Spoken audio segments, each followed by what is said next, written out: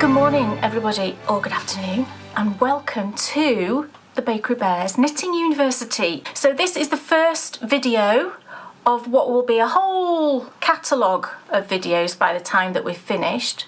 But what we're going to be doing is initially we're going to be running 3 courses, and within each of the courses we will be knitting together a new pattern.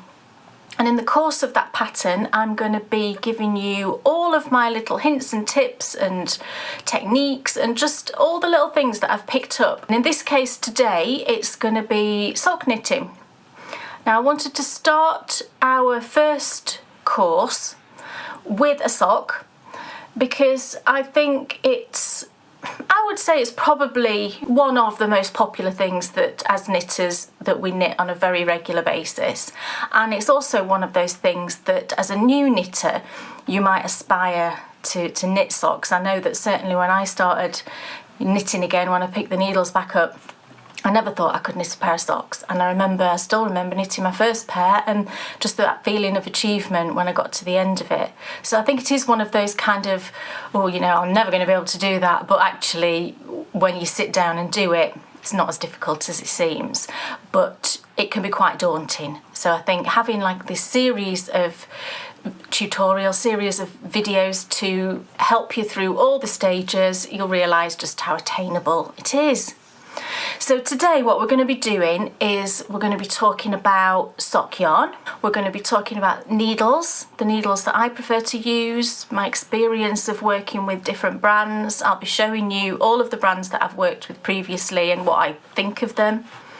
And then also sort of bits and bobs and notions, all those kinds of little extra bits that you're going to need to knit your socks. And then also we're going to talk about gauge. What's the ideal gauge, I suppose, when you're knitting a pair of socks, and what should I aim for, that kind of thing. So that's really the things that I'm going to be covering in this first video. It's just getting yourself set up, ready to knit that pair of socks. So this is actually the sock we're going to be knitting, or the socks I should say. This is just one of them because of course I'm going to be knitting the second sock along with all of you. So this is a pattern that I've actually designed specifically for this course. This won't be released as a pattern anywhere else. There's only you that will have access to this pattern. Now you will be able to download the PDF. It's attached to this first video and it is the complete pattern. You know, if you are a more experienced knitter, a more confident sock knitter, you can just go ahead and knit it at your own pace if you want to. But I kind of would encourage you to knit along with me with these videos, because what I'm going to do in each of the videos is I will be giving you all of my favourite techniques, all of my little hints and tips that I now use in each of the sections that we're going to be sort of tackling in that particular tutorial. Now in the pattern, it'll be a full pattern. You can knit a perfect pair of socks from it, but it won't have the specific little techniques that I'm going to show you in these videos. All these kinds of things it's much easier, I think, to learn how to do via a visual thing. If you wanted to kind of get a little bit ahead of yourself, you can have 2 sets of needles and you can be knitting both socks at the same time on different needles. It's not sort of a 2 at a time tutorial at all. This is just for knitting 1 sock at a time, but if you've got 2 sets of needles, you can be knitting them both at the same time. So you can do the cuffs, then you can do the legs, then you can do the heels if you want to do that. So of course the first thing we're going to need to knit our lovely socks is the yarn. So let's go and take a look. Okay, so I've got a little selection of yarns here. I've got some commercial yarns here on the top, and then I've got some hand-dyed yarns here at the bottom. So first of all, let's have a little look at some commercial yarns. So when I say commercial, these are basically your big brands. They're not hand-dyed. These will be commercially dyed in a factory. They're much more readily available than hand-dyed yarns, and generally they're, I would say, probably around about half the price of a hand-dyed skein. I've knit with all of these yarn bases. So I'll quickly run through and just tell you a little bit about each of them. So first of all, we've got Regia and we've got Opal. I've kind of put these two together because they are fairly similar, I think, in terms of durability, in terms of the type of sort of dye job that you get, the type of colours. The base is quite similar. The makeup of yarn is very similar. When I say makeup, what I mean is they're both 75% wool and 25% nylon. These are both German brands by coincidence, so it's in German here. But it's 75-25 is what you'll hear people saying quite a lot. And when we're knitting socks, ideally we do really want some nylon in there. Or in this case, polyamide. It's the same thing, really. What that does is it adds a lot of strength into your yarn, because socks take a lot of wear and we want to make them as durable and as long lasting as possible. So really I would always use a yarn that's got some nylon in, or if you didn't want to use a man-made fibre, you can actually use yarn that's got some silk in it. Silk is a natural fibre, and I think they say really it's like nature's nylon. It's a very, very strong fibre and would work brilliantly well with socks.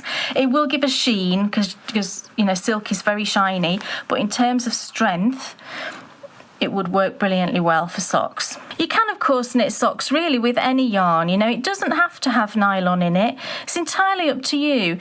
If you're happy for your socks to be something that, you know, they're going to wear out more because you just want to use a pure 100% wool, then go ahead and do that. There's nothing to stop you doing that. But I think as a new sock knitter, I would say really always start with a yarn that's got some nylon in it, because you stand a better chance of that sock lasting really well. So we've got Opal and Regia, and like I said, they're both German brands. And these retail at round about £9 a skein, that's sterling. £9-10 for your 100 grams, and that's easily enough to knit an adult pair of socks. Usually I have, for a lady's pair of socks, I usually have sort of 70, I use about 70 grams, so I'd easily have 30 grams left if you were knitting a lady's size. So we've then got some knit picks. I'm sure you will all probably be very familiar with this yarn. This is Felici. This one's called Golden Hour.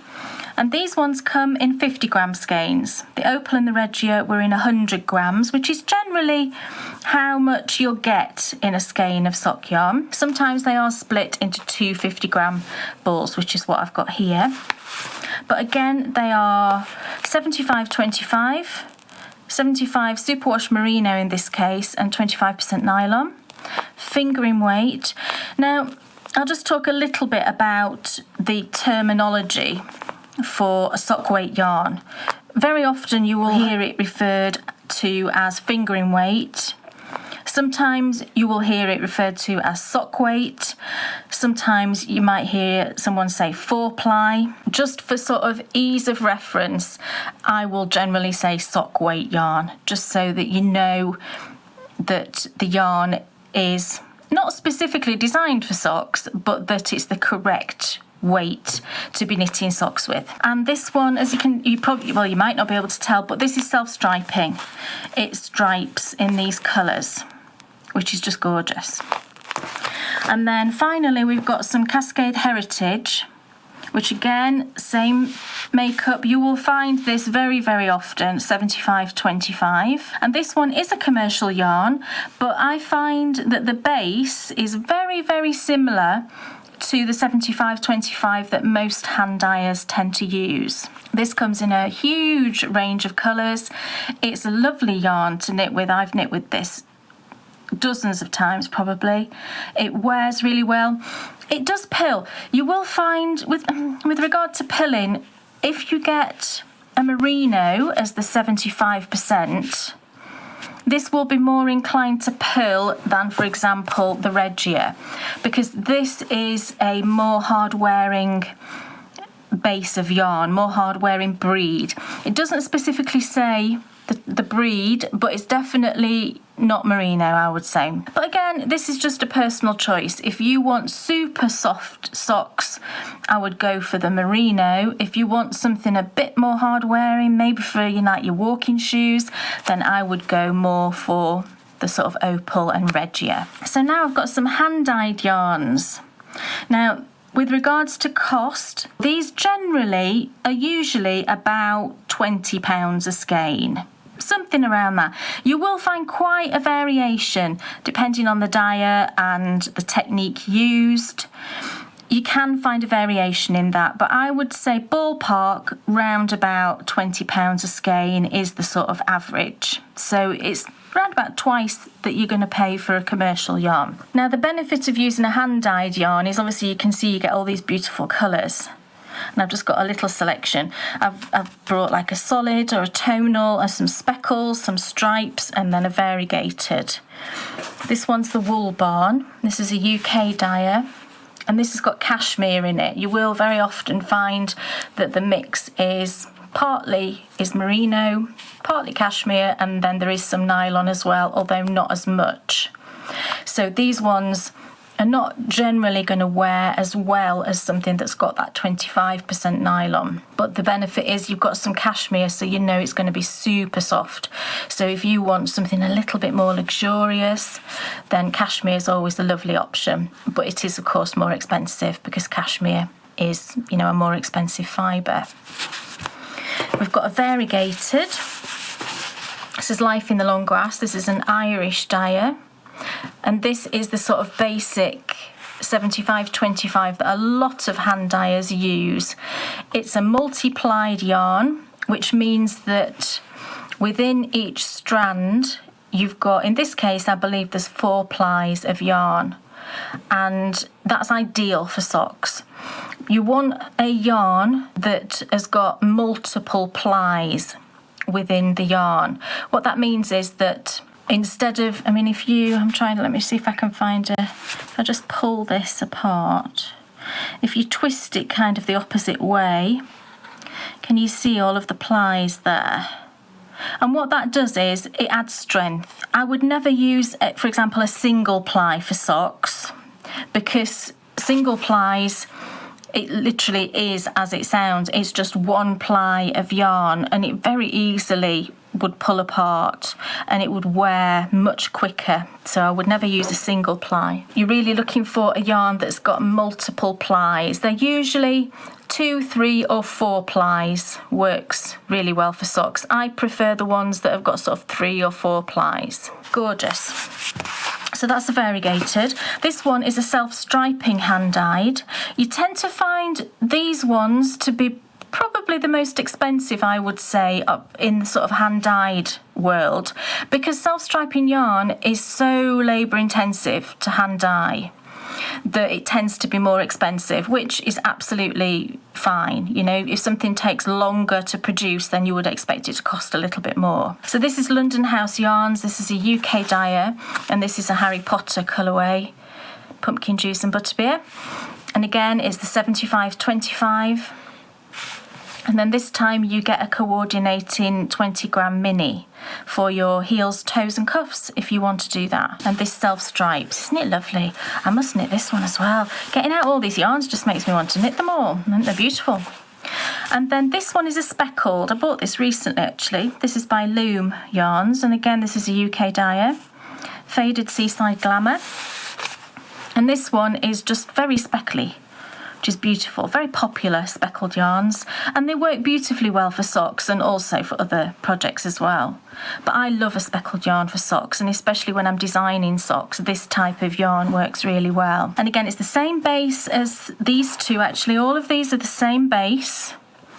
Most hand dyers tend to have one of these 75-25 bases, and I think these are all actually the same. You get that says 435 metres. I would question that only because I've I've hand-dyed yarn, and I know generally that when you purchase yarn to dye, it is normally 425 metres. 425, 425, this one says 435, maybe that's a typing error, but they're all the same base. So, you know, if you've never knit a pair of socks before, then I would recommend a commercial yarn. You know, don't go crazy spending money on a hand-dyed yarn if you've never knit socks before. I would recommend that you just go to either your local yarn shop, or you go online to one of the big online yarn shops. In this country, I would probably recommend Wool Warehouse. If you're in the States, gosh, your choices really are endless, but Jimmy Beans, the Loopy U, any of those sort of big online shops. If you go into a yarn shop here in the UK, you should be able to find an Opal or a Regia, I would have thought. And again, in the States, your choices tend to be much sort of wider than we have here. For the design that I'm going to be using for this course, I would probably recommend, if you're going to use a commercial yarn, then self-striping would work with the design if you wanted to do that. Generally, I would probably go for maybe a tonal or a semi-solid. I wouldn't go for a madly sort of variegated ones like these. Go for something sort of fairly neutral, and you know, you'll be absolutely fine. If you want to use a hand-dyed yarn for this particular pattern, then this would be perfect. The speckles would work. Self-striping again would work, although with self-striping there's lots of talk that we need to have around heels and heel turn and not losing the striping sequence when we do that. So I would probably actually avoid self-striping in this case. But if I was going to recommend a yarn for this particular pattern, I'd go with a speckledy or a tonal, or just something very, very lightly variegated would be perfect. So that's a little look at the yarns that are available to you. So now let's talk about needles. Now this particular course is designed for magic loop knitting. So that's what we're going to be doing. We're going to be doing magic loop worked from the top down. So to knit the magic loop method, you're going to need one long circular needle. Now I always knit my socks using an 80 centimetre length, or that's 32 inches. I've used all of these needles for knitting socks in the past, but I do now have a personal favourite. So I'll just briefly talk about each one. So this first needle is a Knit Pro Nova. And I actually used to use these a lot. I would always use these when I was knitting Dan socks, I remember, because I use 2.5mm when I'm knitting Dan socks. And I remember I always used to use these needles and really like them. They're a really good price. They're not expensive at all. And I always find that they work pretty well. What you're actually looking for with a needle that you're going to be working magic loop with is you want your cable to be nice and flexible, because there's lots of manipulating of the cable during the magic loop method, and having a nice flexible cable really is an advantage. Now this one I found to be fine. I would say it's sort of middle of the road in terms of flexibility, but it worked perfectly well for me. It's a great kind of entry into magic loop if you're just looking for something fairly affordable, not going to break the bank, you know, and is going to work well. Now this one is a Chowgu red lace, specifically red lace needle. It's a fixed circular. This one's actually a longer length. I wouldn't use this one specifically for magic loop. I think I bought this one by mistake because this is a 40 inch, which is a bit too long for me for magic loop. Some people do use 40 inches for magic loop, but I just find it's unnecessarily long. The thing with the red lace, and I have knit socks with red lace needles, however, the cable it's quite a stiff cable, and the difference with Chowgu cables is that it's got plastic on the outside, but it has a metal core. Now what that means is, I'll just unfurl it, it doesn't have any issues with regard to memory. Now what I mean by that is that generally a plastic cable like this, when you unfurl it, it will still be in the shape that it was when it was in the packet.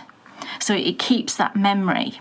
Whereas the red lace, because of that metal core, it doesn't do that. It just doesn't have that memory that's attached to a plain sort of plastic cable. But what that means is that it is a stiffer cable. And some people love these for knitting socks. Some people hate them. It really is just a personal preference. I have used these, like I say, for knitting socks, and actually I quite liked them. You know, if you want to give it a go, give them a try. They are more expensive than the Knit Pro Novas, though, I will say. But again, a really good quality needle. They've got a lovely tip. Now the next one is a Higher Sharp. There is also Higher Steel. Higher Steel is the same needle, except they're not as pointy. I find Higher Sharps, for me personally, are too pointy. Now this really depends on your personal knitting method. If you are someone who uses their finger, you know, to push your stitches along, you might find that Higher Sharps are too pointy for you. They really are like a lethal weapon, I think. They're very, very pointy. Other people absolutely love them because they are so pointy, and they just find that they work really well for lace in particular. The good thing about Higher's is I do find the cables to be really nice and flexible, and it's nice and thin as well. So having that sort of thinness improves the flexibility as well, I think. And I use these quite a lot to knit socks. Like I say, if you are knitting a lace pattern, having that pointy tip can be really nice. Okay, so the final one I'm going to talk about is actually my current favourite, and I've used these needles for, gosh, I don't know, I'm not sure how long these have been around for, over a year. And this is ChowGoo again, but these are the mini twist needles. Now, the difference with these is that instead of it being a fixed needle, as all the other ones were a fixed circular, these ones are not fixed. You have to buy the tips and you have to buy the cable. And then you have to join them together as you would do an interchangeable one. I mean, they are interchangeables. Honestly, I don't know why they've made that decision. I've never wanted to change the tips. You can actually buy these as a set. I think they range from something like 1.75 millimeter up to 2.75 or something like that. I think as a sock knitter, you tend to, once you know what your favourite size of needle is for knitting, you tend to stick to that. And I don't see any reason to ever take these tips off. So that for me is the only frustration with these needles. They are more expensive because you're buying them as separates like this. I think to buy both portions, the tips and the cables, it's, you know, the better part of about £15. It's not cheap, however, they are fantastic. Best needles I've ever used for knitting magic loop, for a few reasons. The first reason, and the main reason, is the cable. Can you see how thin it is? What I will do is I will just bring in one of the other cables. And if I place it here, this is the Knit Pro. Can you see the difference in the thickness between the Knit Pro and the ChowGoo? It really is significant, the difference in how thin this one is compared to this. And what that means is, as I said before, the thinner, the more flexible, but also what this one has is that it's got that metal core in again, like the red lace ChowGoo had, and that just makes it the most pliable, flexible cable that I've ever used for knitting magic loop. It doesn't give you, sometimes when you're knitting magic loop, it can kind of fight with you a bit, the cable. This one doesn't. It is fantastic. When I attach the tips to the cable, I use those little rubber grips. I get mine, I think the higher ones, it's like a little circle of rubber, because it really then lets you get them on tight. And whenever I've used that, I don't have an issue with them coming undone at all. I've never had a problem. The needles themselves are absolutely beautiful. They're my perfect needles because they're pointy, but they're not so pointy that they're going to stab you in the finger. Like the higher I find just ridiculously pointy. These ones are just perfect for me. They're slightly rounded on the end, but still beautifully tapered, perfectly pointed for lace and for just plain old stocking stitch knitting as well. These are the only needles that I ever use now for knitting magic loop socks. And I can't imagine going back.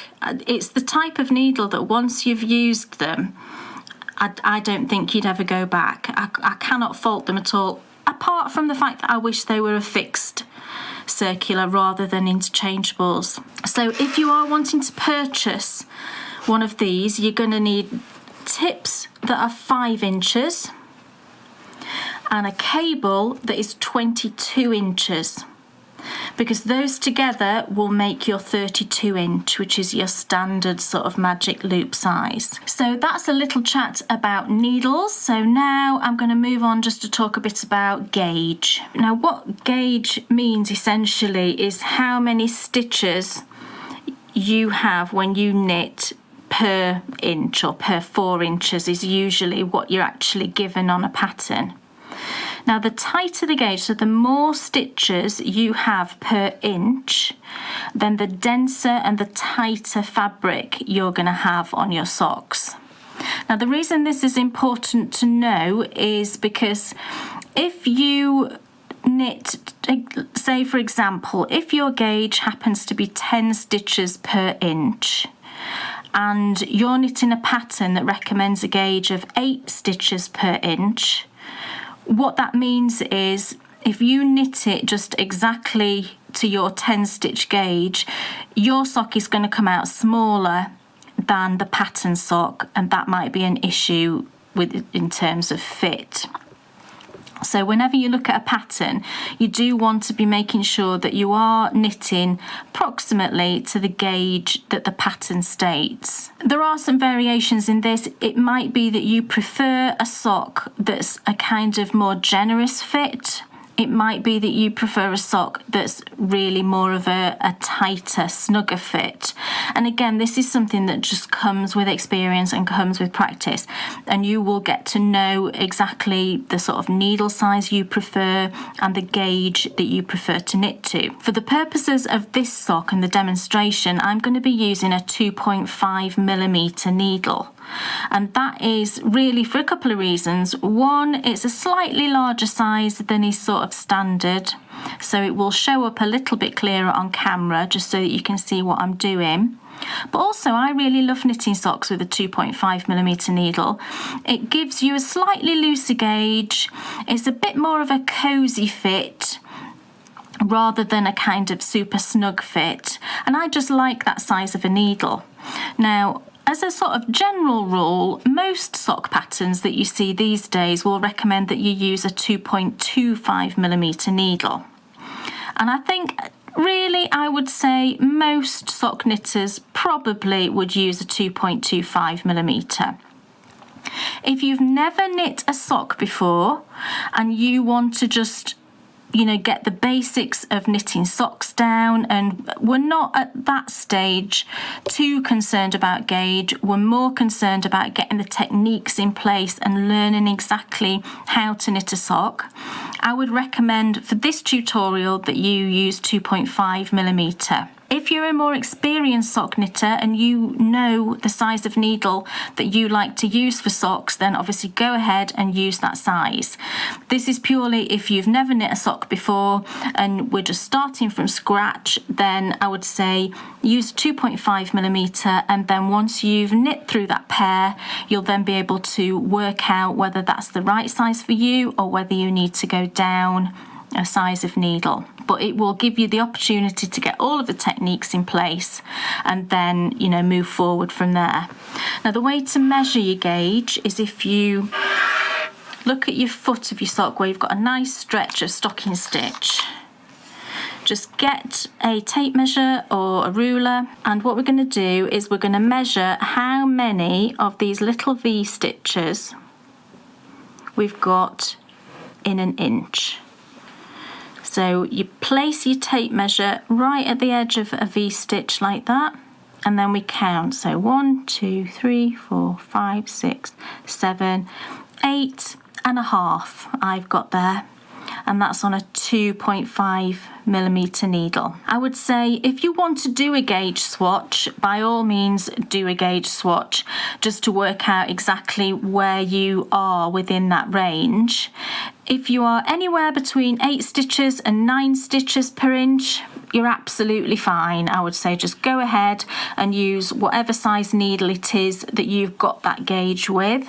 If you don't want to do a gauge swatch, you just want to plough straight in, like I say, then I would use 2.5mm needle, and then you can judge after you've finished this pair of socks whether that's right for you or whether you want to adjust it going forward in future. I just wanted to add actually that, say for example you did a gauge swatch and you came out with a much bigger gauge, so say for example you had 7 stitches to the inch, what that's telling you is that you're knitting very loosely because you've not got as many stitches as, say for example, the pattern might recommend a 9 stitch gauge. If you only have 7, what you need to do is you need to downsize your needle. So if you were using a 2.5mm, you need to try a 2.25, because the thinner the needle, the smaller the needle, the smaller the circumference of the needle, the more stitches per inch you will get. So if you've got a loose gauge, so if you've got, like I say, if you've got a lower number of stitches per inch than the pattern recommends, you need to try a smaller needle. And then conversely, if you had 10 stitches per inch and the pattern recommends 9 stitches or 8 stitches per inch, then you're knitting too tightly.